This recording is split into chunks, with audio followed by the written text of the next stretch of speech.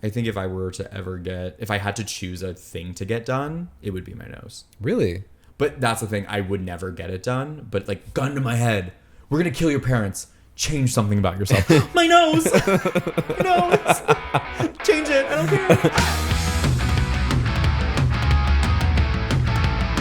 Hello, and welcome back to Ex-Boyfriend Material. This is my ex-boyfriend, Jahred. And this is my ex-boyfriend, Sean. And welcome back to the pod. Welcome back to the pod, to both of us. Yes. Yeah. Wait, so we haven't spoken since last week. Yeah. What's new? Oh, what's new? I got a new rug. I hate you. I have a boyfriend. Wow. He said yes. He did say yes. It's so weird to say. I've been saying it all week, but like kind of weird. I've been actually saying it like, oh, I have a boyfriend. Rather than boyfriend, because I make it silly, so I don't take it serious and create distance from yourself.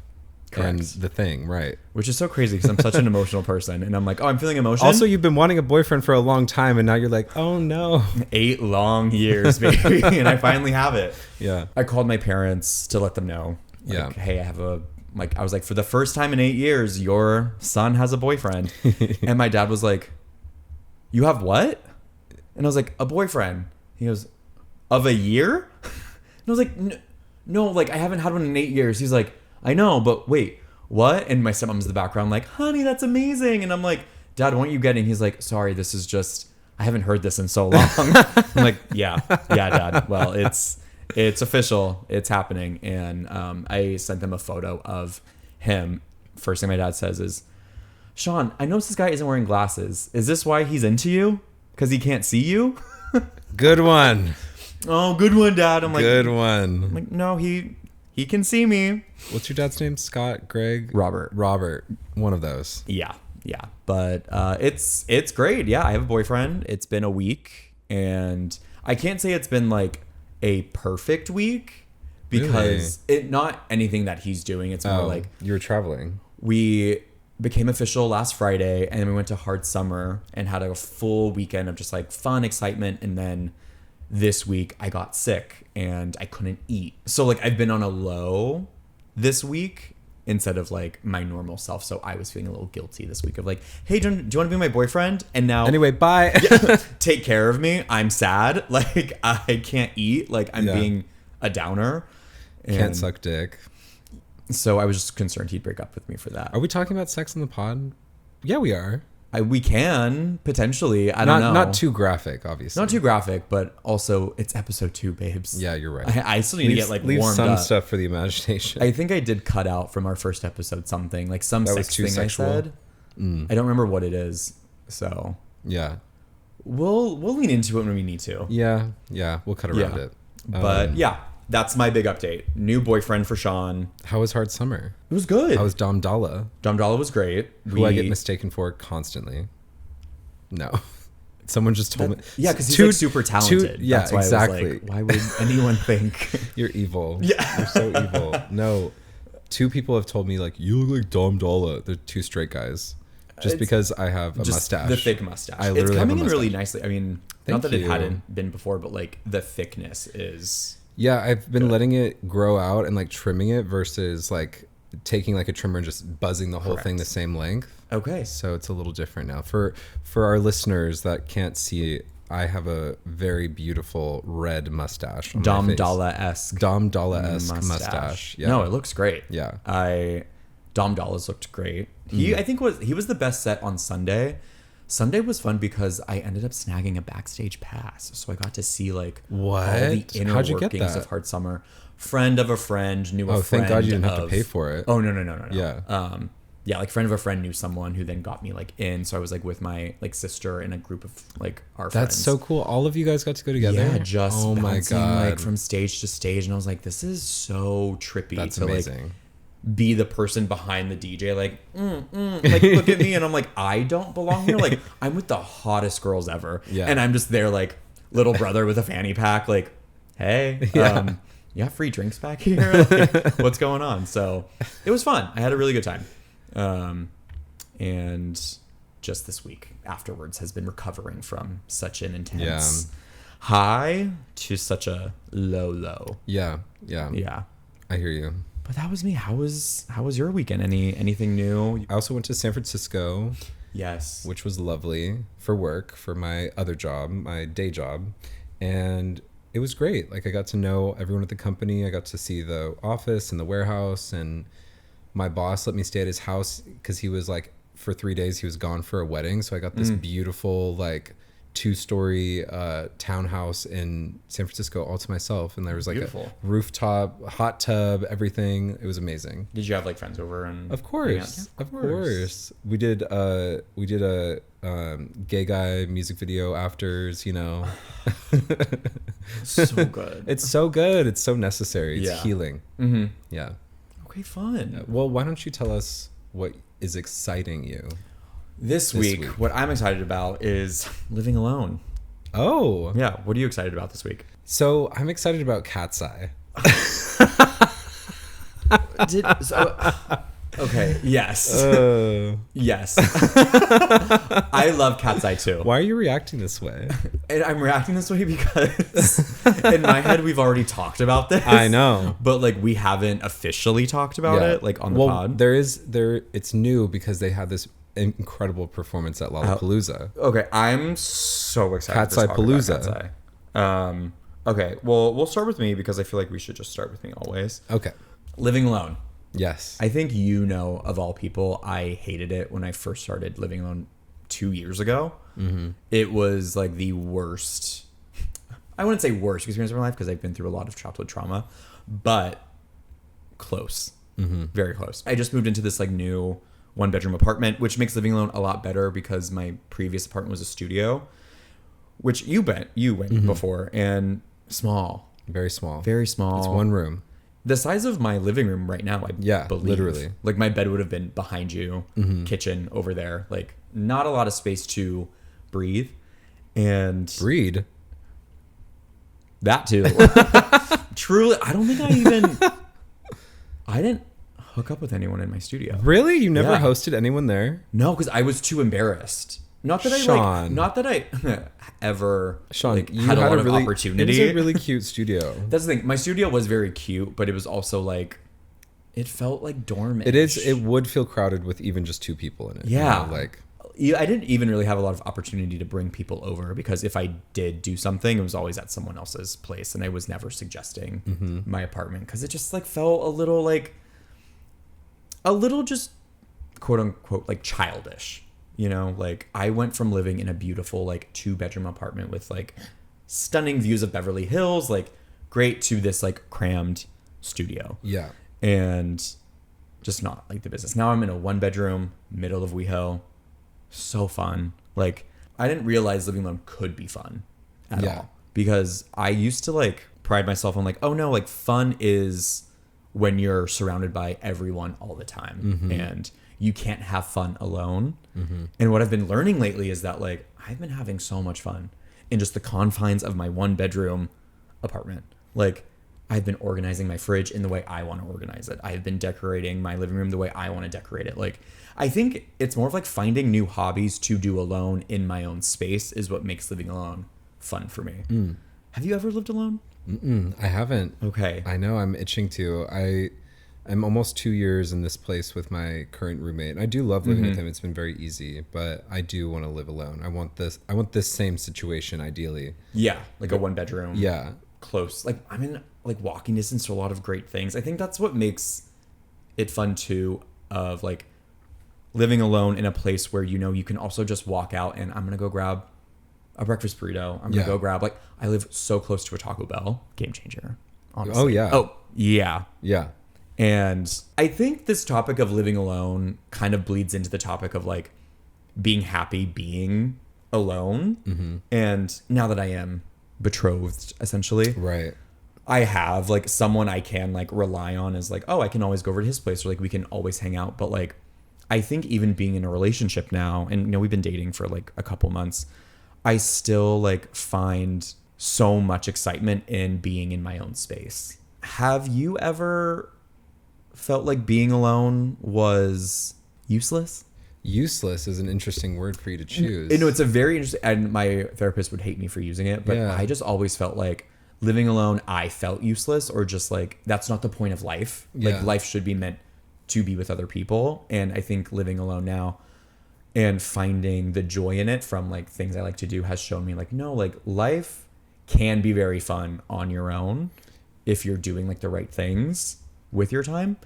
And I like wanted to ask you, like, how do you feel about like being alone? Or if you were to live alone, would you like be okay with that? I think so. I feel like I enjoy my alone time. The thing that gets me, I live further away from all the people that I love to hang out with. So I live like at least 20 minutes from like my close friends. Yeah. Around 20 minutes. And that sometimes is like enough of a jump for me to not want to, like, I'll in my head, I'll like, oh, I really want, you know, someone to come over and hang out or watch a movie, just be chill. Yeah. But I can't really do that. I have to be the one to go over there, and I also have to be the one that drives back. Yeah. So sometimes it'll get in my head that I'm like, you know, at home, nothing to do, kind of bored.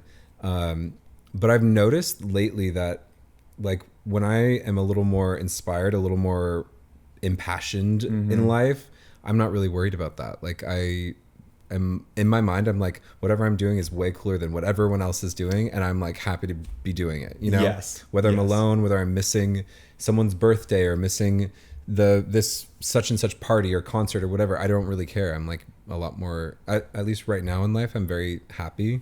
Do wish I could just have people over whenever I want. Yeah. So that's the big thing. I don't want to have to ask anybody. I don't want to have to be like, hey, can you like go to your room while I go hook up with this guy? Like, or can I have the living room? Or like, I don't want to do that anymore. Yeah. You know? And that's what's funny is I thought like the best part about living alone was going to be like, I can have people over whenever I want. And like, I can host now and I can just like do all these things with people. Then I lived alone. Now I'm living alone and I'm like, I don't want anyone over. Yeah.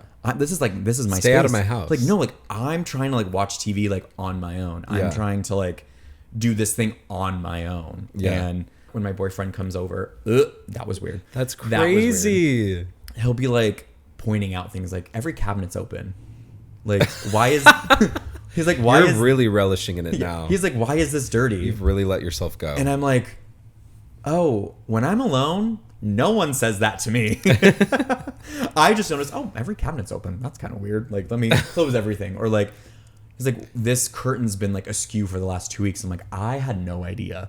But like, thank you for fixing it. But also, get out of my space. Yeah. This is my space to do whatever I want with it. And like, not that I don't want him around because I love having him around. But it's like that realization of, oh, because I live alone, I don't have anyone like in my ear. I can come home and know like, I can do whatever I want, and I don't have to feel like a stranger in my home. If like I had a roommate who had friends over and I'm like, hey everyone, I'm just gonna go to my room. Yeah. I hate that. Deal with that. Like I never feel uncomfortable in my space. Yeah. And I feel like that's the biggest perk of living alone. Yeah. Is that like, oh, I just get to exist exactly how I want to. And I do wonder like how that's gonna affect like moving in with a partner one day, or if I do end up like wanting a roommate, like eventually.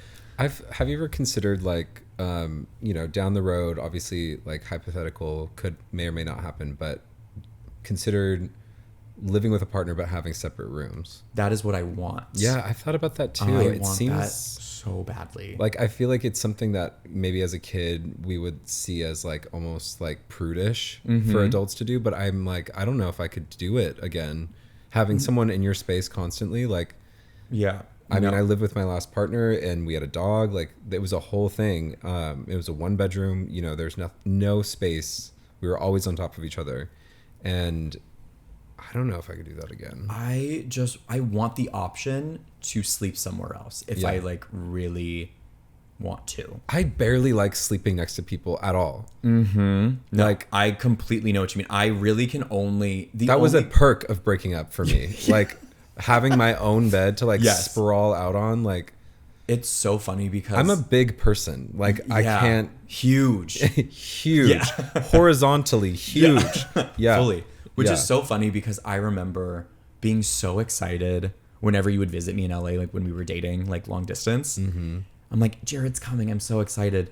And the day you would leave, I would be so excited because I'm like, I get my bed back. Yeah. And also I had a full bed. You're a pretty like big like person. I'm like, we also just don't fit together in this space that like, it doesn't make sense. Like I can only sleep next to someone comfortably in a king bed. Yes. Because it feels like, oh, we're in we have our own space. So much space too. Yeah. Like I can do a queen, but it is a little like I am kind of thinking about it the whole time of like, am I happy right now? Like 1 inch over. Yeah. Like, am I happy right now? No, I'm just like because I know when I go to bed alone, I'm like, I'm so happy that I just get to be here. And then when I'm sleeping with someone, I'm like, I don't know how to like engage. Like, do I have to engage? Because like if someone's in there, I'm gonna want to like.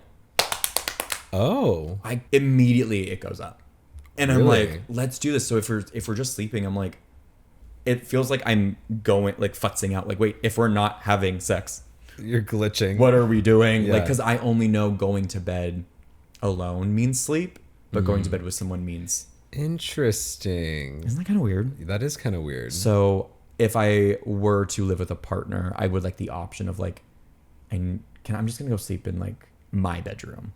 You know? Yeah. Like my one fear with it too, though, is like in that moment, how do how does either side not take that personally? You know? I just think it's a conversation. I think like, I mean, being in a new relationship, we're still like, talking things out, but like there is a comfort in knowing like, I can tell you that like, hey, I'm having a hard time sleeping, not because of you personally, but like just generally being next to someone. Yeah. Like this isn't a you issue. This is a me issue because like I'm having a hard time, and hopefully that being like received well. And I know that if I talk to like my boyfriend about it, he would understand, maybe not like it, but he would know like, oh, you need to sleep.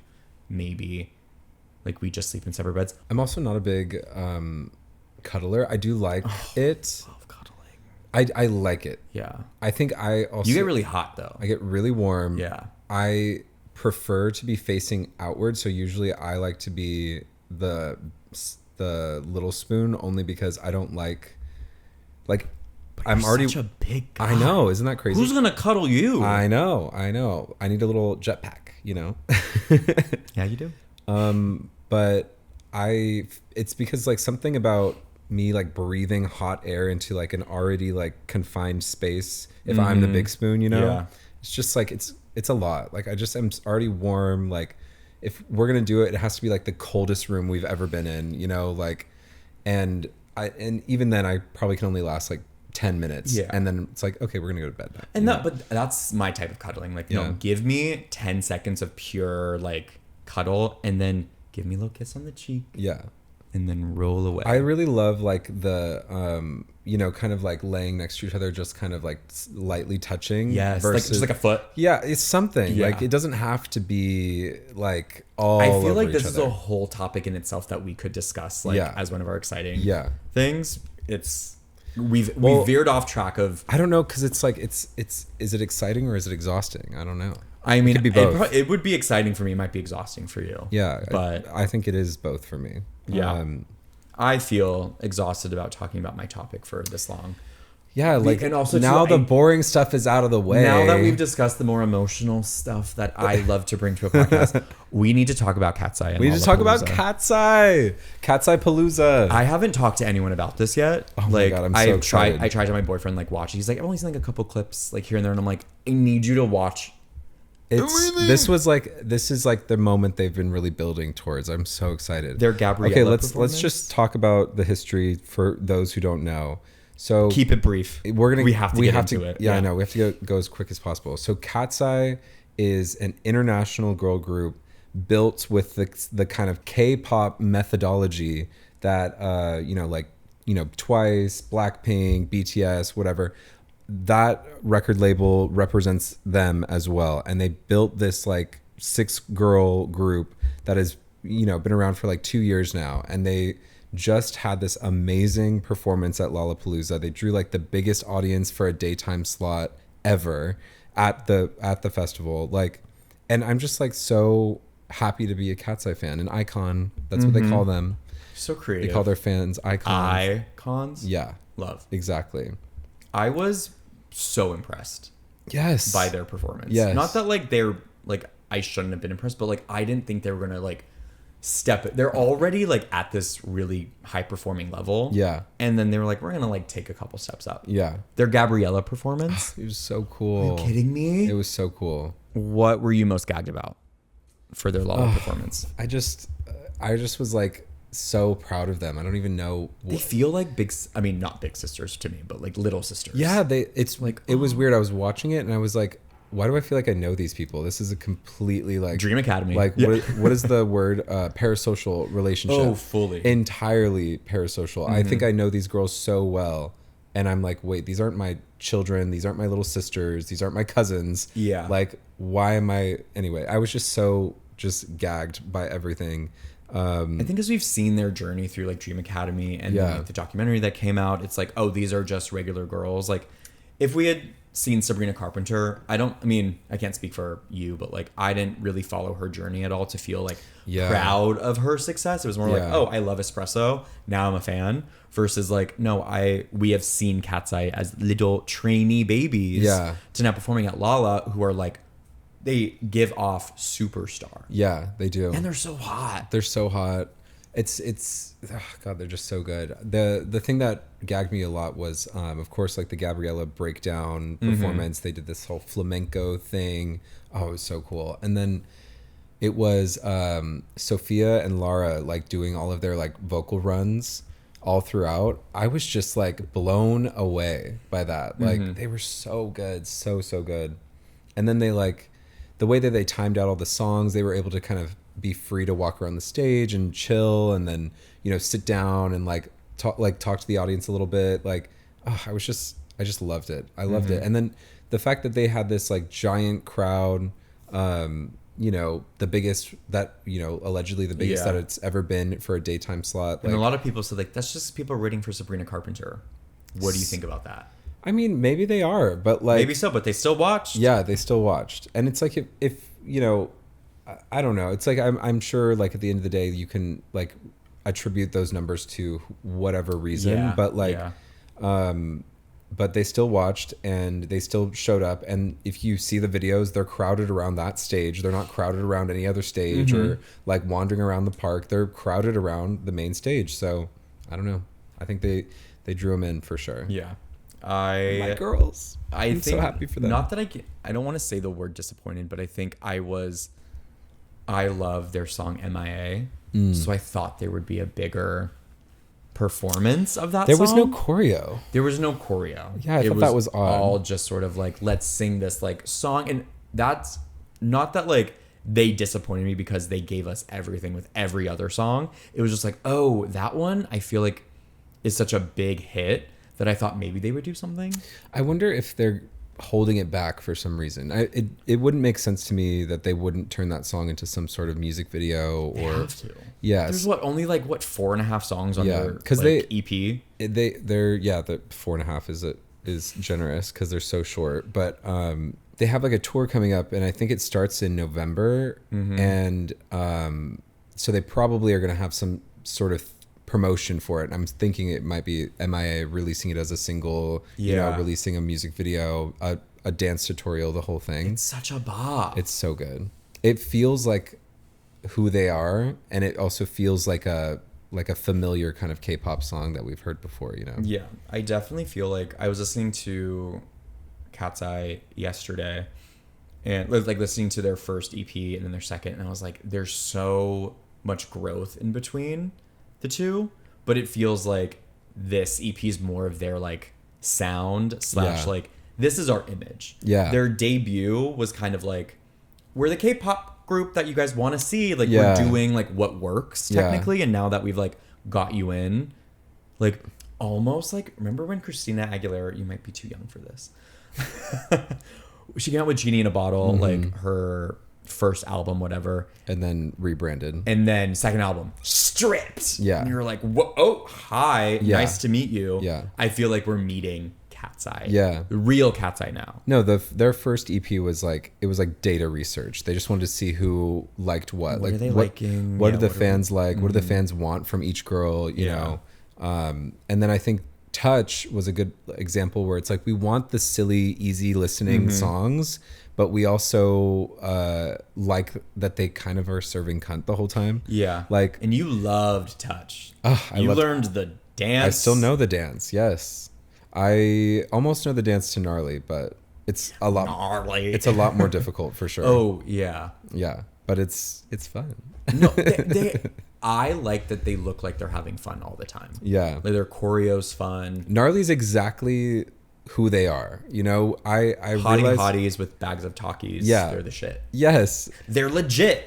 And okay, so let's talk about the other aspect of this, that because this idea has been attempted before. You know, girl groups have been around, whatever. But like the attempt to make a K-pop international girl group, like with the same kind of K-pop marketing, the same kind of K-pop like choreo, dance tutorials, all of this thing, like the whole rollout, all of that. It's been attempted before, but they've kind of like not hit. Those same groups, same kind of dynamic where it's like girls from different countries, you know, speak multiple languages, embracing different cultures. It just didn't hit. Mm-hmm. And some of them were also from competition shows and had like that built-in audience, but they didn't work.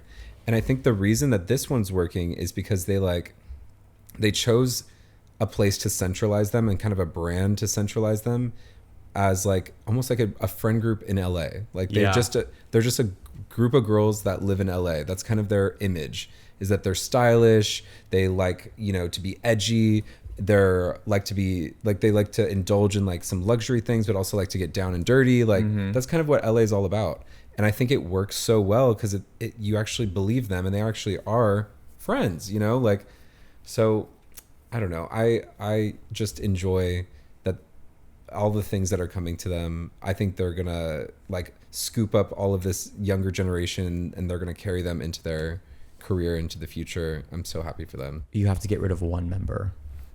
Who are you getting rid of? Oh shit, this is crazy. We ask the hard-hitting questions on the pod. Oh my God. Wait, should we say our answers at the same time? Yeah. Mine's no. Yeah. No. I'm so nervous. Okay. 1, 2, 3. Sophia. Manon. Wow. How could you? Wow. How could you? How could you? Skill set? Based on skill set. That's so crazy. Based on skill set. It's crazy because based on face, like serving, Sophia. Wow. I think she serves the least. I'm sorry. And I don't know. There's her. Sometimes that she really serves, but sometimes I think she is the oldest, first of all. Yes. And she sometimes looks younger than the youngest. You know, she kind of looks baby girl versus sexy cunt that we want. Manon, I don't know. I feel like they all glue each other together. I really do. I do. Like, that's the thing. Like, looking at them all, I'm like, this looks like a very cohesive girl group. I wouldn't get rid of anyone, but if I had to, it's like, well, I say that because I saw the Gabriella performance video. Without Manon. And I was like, I didn't even notice she was gone. Yeah. And seeing that performance with Manon, it was almost like it didn't fully make sense with her there a little bit. But that doesn't mean she needs to leave the group. It just means like, sometimes the performance is not always best for like 6 people. And also too, sometimes choreo, and because I was just rewatching, I have rewatched Stream Academy, by the way. Like, Jahred was the one who got me on Katseye, by the way. He was like, you need to watch this. And I was like, I'm not watching that. I'm not watching that. And then finally you texted me again, like months after the initial watches, and you're like, I need you to keep watching. I need you to watch this show. And I did. And I was like, thank you so much. Rewatching it with my boyfriend, and we were watching it last night, and I was like, well, I love that you're rewatching it again, because I've rewatched it like 3 times and I've constantly putting people on it all the time. It's so good. But I think what I was going to say is the fact that like Manon not doing well in the show. Not doing well in the show. Like she, you know, didn't try as hard, but granted, like she is trying hard now. She definitely fits in the mold. But like we were watching the finale last night, and I'm like, I think if I were to replace her with anyone from like the final people, it would have been Marquis. Interesting. I think she fits the look and has the performance. She was really good. She was good. Everyone else, I was like, I don't think Emily fit the mold. No, I don't. Well, I think the group would have looked a lot different if Lexi stayed. I think they wanted Lexi so bad. They loved Lexi. It would have looked a little, but Lexi Hive, stand up. I think what would have made a good cutesy girl group would have been Lexi, Ezrella, Emily. Yeah. And it would have been Samara instead of Manon, for sure. Yeah. Like basically the wannabe music video that they did. Yeah. Like that could have been a very cutesy like girl group for like younger kids. Yeah. But I love that they were. But that's not Katseye. No, and I'm like trying to see Lexi in the group. I think it might have been more of a, like you said, kind of like maybe they would have done half like cutesy, half more mature looking. Yeah. And it would have looked this way, but I don't know. Yeah. No, I think I think we got the girls we deserved. We got the Katseye we deserved. I think watching it back too is so interesting because like you can tell right away that Manon is going to be, they're going to put her in. Like they dragged her off of social media. She was a social media model. She was a content creator, didn't do any sort of like TikToks, didn't do dances, didn't do singing, didn't do anything. And they dragged her in and spent all this money to get her in here. They're like, and of like, course, there's no way she's not all making the fans loved her. She is so charismatic. Yeah, that's exactly what it is. She has this like charisma. She has this like draw. That's the thing. Like I can say all I want about Manon, but I look at her and I'm like, you're perfect. Yeah, I'm gonna follow you forever. I'm gonna listen to all your music if you go solo. Like, and I'm gonna pay attention. And I feel like Lara was the same way. They like the way they introduced Lara in the show. They were like, "This is our girl." Yeah, there's no way she's not gonna make it in. And she got a new nose. Did she? Girl, yes. Pay attention. If you're still watching it, pay attention to her nose in the show. She got a new nose during the show? No, it was pre-debut of Katseye. So after the show, but before Katseye. You know what is so funny? I was watching last night and I was like, why does Lara look a little different? It's her nose. And I was like, she got a new nose. And in my head I was like, oh, maybe just because she's younger in this. And I guess it's the nose, but I was like, something's off. Like, because I think now that I know it, like the nose probably makes her look a lot more mature. It does. Whereas like she looks really young right here. It does, but it's also not, it is subtle. Like it's like just enough to like smooth it out. I think she has just a little tiny like bump and that's the only difference. I think if I had to choose a thing to get done, it would be my nose. Really? But that's the thing, I would never get it done. But like gun to my head, we're going to kill your parents. Change something about yourself. My nose. Change it. I don't care. I don't know if I would. I probably would do. I don't know. Full facial reconstruction. surgery. Like ground up. Yeah. Just start at the toes. Let's start demo today, and let's start from the ground up. No, I don't know. I feel like if I had money to burn, I worry that I probably would be like talked into it. Like if I'd be like, oh, I'm just gonna get some Botox today, and then the doctor's like, you could do this and this and this and this, and it would only be this much, and it's outpatient surgery. I'd be like, okay. I feel like we're so blessed to be like middle of the pack income. Yeah, no, blessed just to be like, and this sounds so stupid, but like men in the way that like we don't have expectations of like the beauty if standards. We age naturally, we're going to get more compliments than if we like nipped and tucked versus a woman getting nipped and tucked and getting more compliments that way. Well, I think that's an interesting point you bring up because I feel like that only applies for men who like have a certain like look, right? Right. Like I think men who kind of look have like baby faces or like kind of twink qualities late into their life. I feel like that's a struggle for them to like fully look older in a masculine way that's still like socially acceptable in the gay world at least. I feel like maybe straight men might feel differently, but like gay men, I think there is still a little bit of a beauty standard there. It's like totally. The thing I was talking about with my friend the other day was like, it almost seems like gays kind of have to decide in their 20s whether they're going to go the route of like becoming more athletic and muscular and like this is how I'm going to transform my body or this is what I'm going to do, or if they're going to like lean fully into like being a little more femme and like it's like either they're becoming gym rats or drag queens, like obviously there's plenty of people in between, but that's kind of what I was like making note of. It's like some people fully embrace just the being femme and being gay or being whatever, And then some people fully embrace the being mask, being like gym rats, jock, whatever. And it maybe depends on how bullied you were in high school, you know? Yeah. I feel very like middle of the road. Like I'll work out if no, I want to. You're on the gym rat side for sure.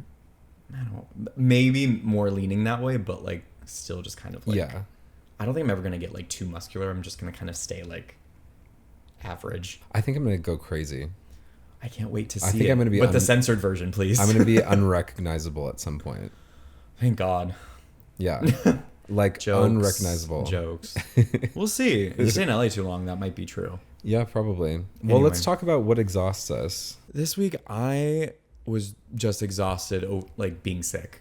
Being sick is exhausting. I think what's more exhausting about being sick is just the fact that like when you're sick but feel fine, you're like, oh, it's just my throat that hurts. But I'm like, I'm going throughout my day. I'm like, I'm exhausted that I have to keep thinking about this. Like that this is still here and it's not getting any better.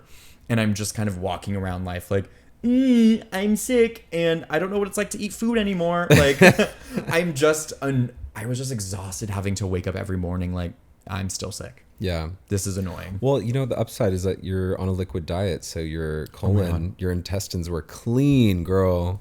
Can't wait for my date tonight. That douche was collecting dust. Fully, I should probably wash her.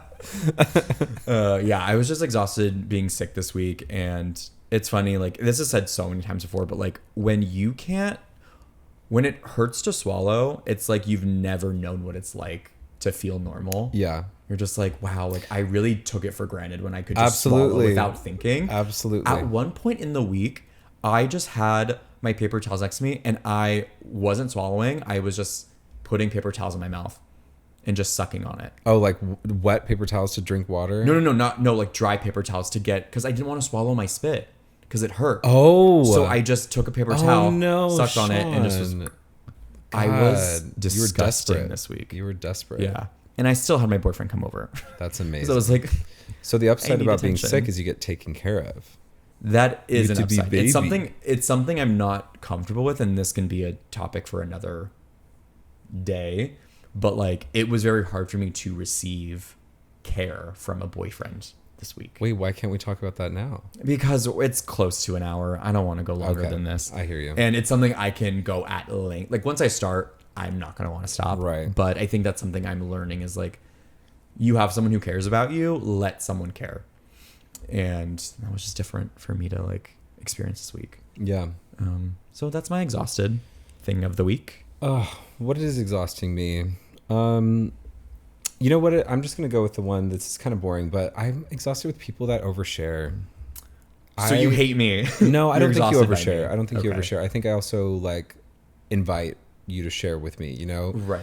I think there's sometimes where people just like speak too much about their lives, about whatever with people they barely know, or with me specifically when I'm not asking for it. And I think sometimes like I just need those people to have like some boundaries, you know, some just discretion. Like you don't need to tell everyone that. You just don't need to tell everyone that. And the examples I could give get too specific, and I feel like people would. I know. I was gonna say like give me something, but it's just like things that you know, like I think the other piece of oversharing that is more cosmic than what we might assume is that when you're constantly talking about like the things that are, you know, dragging you down or your mistakes or whatever, or the things that like you upset you or whatever, it's like you kind of create this energy around you that makes it difficult for people to relate to. Yeah. You're not inviting people in when you're constantly like complaining or you're constantly like sharing too much about the thing you fucked up, because it almost becomes too specific. Yeah. Of like, I'm oversharing my personal story where it's like, oh, you kind of need this, versus like, hey, this is what happened to me. Yeah, like it doesn't invite in conversation. Like oversharing, like I'm just not the type of person, like I'm a very difficult person to vent to, I think, because I'm in my mind I'm constantly thinking about it. I guess it just depends how invested I am in your story, because like, or the friendship even. Yeah, because sometimes it's like if you're just venting to me about stuff that I'm like instantly thinking of solutions for that you should have done and didn't do, I'm going to start judging you. I'm sorry. Yeah. Like, I'm just going to be judging you. And I don't like judging people, but like... It happens. It happens. You know? I was called judgmental the other day. Really? But for good reason. What'd you do? Judge. Yeah. Well, what did you do? I can't. It's too specific. It's too specific. I can't say anything. But in the way of like, you're judgmental, but also everyone is judgmental. Like, don't try to say like you're not a judgmental person, because that makes you like a liar. And I'm like, I guess that's true, but it was a conversation more of like, I'm a judgmental person, but I'm not going to like change the way I treat you because of it. Mm-hmm. You know? Yeah. It's like, oh, like I am judging you, but because you're my friend, like I accept you. So I will like, let's go. But I did have a judgment. And unless it is going to affect our relationship, like I will do something about it. But for the most part, like I have really like quick snap judgments that I'm like, I don't think I believe them. So let me just give it a moment. And then usually they just go away. Sometimes you say things like you have like a whole crowd of people behind you saying the same thing. And then I'll be like, Sean, what was that? And you'll be like, oh. And then all those people have gone, like they're disappeared. No, I'm like, right, guys? No one's there. Yeah, that full that is chest. True. Yeah, like the most insane judgment I've ever heard. I'm like, enough to know that like there's a history of like being critical or judgmental over people that I care about. Oh yeah, and I think it comes from like, oh, I just care about you a lot, that I'm gonna like judge a little bit, but also like because I care, I'm not really gonna like, it's not gonna change the way I move about our friendship or relationship or like something. We've been friends so long that it's like, I'm gonna care when you have like a wonky hairline. I'm gonna be like, hey, you need to fix that. Are you saying I have a wonky hairline right now? I'm not saying that you have a wonky hairline right now. I'm just saying that you should start saving for a trip to Turkey. And we're almost at an hour, so I feel like that's a great place to end.